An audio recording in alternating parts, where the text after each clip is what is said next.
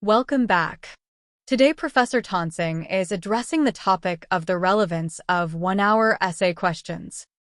Some students complain that law school exams are not relevant ways of testing whether a student has a firm grasp of the law and the ability to use that law to resolve problems. Let's visit Professor Tonsing in his virtual office and hear what he has to say on this topic. Suppose a new client walks in. New client has a 1-hour appointment. The new client wants to be your client. That client has a story to tell you. Maybe it's about a car accident. Maybe it's about a potential breach of contract or a property issue with his next door neighbor.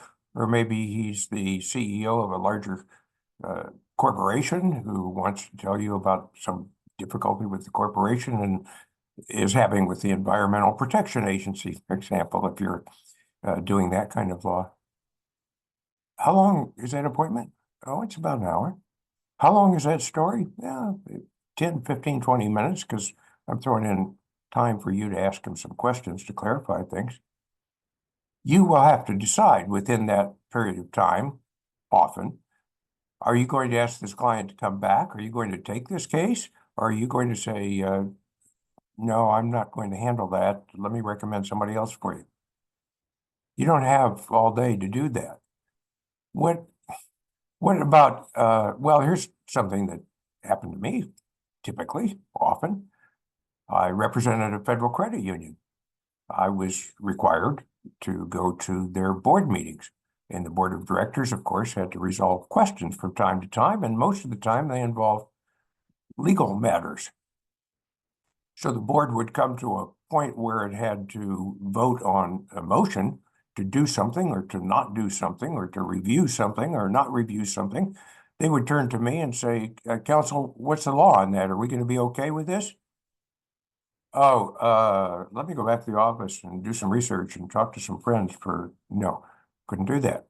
Had to give them an answer almost spontaneously. Now, of course, there were times where I could say, boy, that's a tough question. Let me get back to you on that, and I'll let you know in the morning. Well, you know what? I'd go back to my office in cases like that, and I'd try to find the answer and write a letter that basically was in the same format you use for answering essay questions. Here's the issue that you presented to me. I looked up the rule, and here's what the federal rule is on that. Let me analyze what you propose to do in light of the rule. Therefore, I conclude, no, that would be probably illegal. I wouldn't go that direction. Here's my recommendation.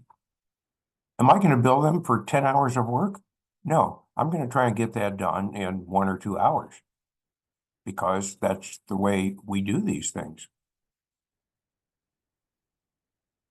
I've tried jury cases, and I've tried jury cases where I have the opportunity to give a rebuttal argument after the other side has argued to the jury.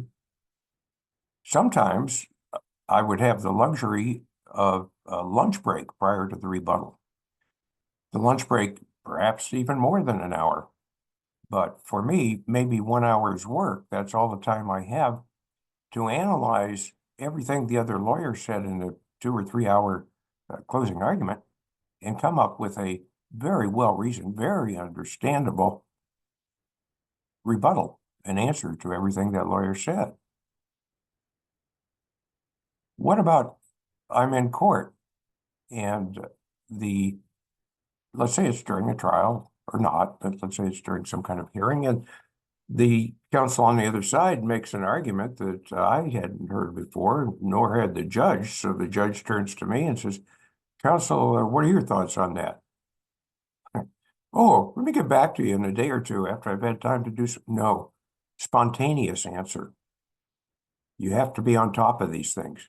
So yes, when you answer an essay question in your law school class, you're preparing for the bar exam and you're preparing for the professional practice of law. Thanks for joining us.